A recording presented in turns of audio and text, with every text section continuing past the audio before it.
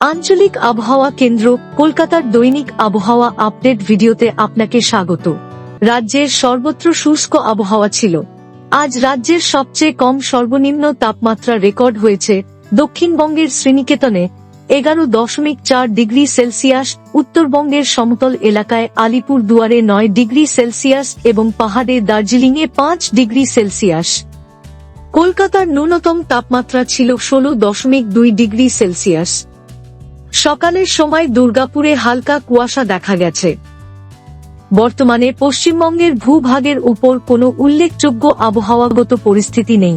আগামী এক সপ্তাহে রাজ্যের কোথাও আবহাওয়ার সতর্কতা নেই। প্রধানত শুষ্ক আবহাওয়া থাকবে।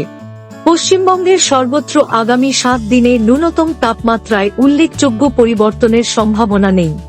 আগামীকাল পশ্চিমবঙ্গের জেলাগুলিতে সকালবেলায় হালকা থেকে মাঝারি কুয়াশার সম্ভাবনা রয়েছে। আবহাওয়া সম্পর্কিত আরও আপডেটের জন্য আমাদের অফিসিয়াল ওয়েবসাইটটি অনুসরণ করুন।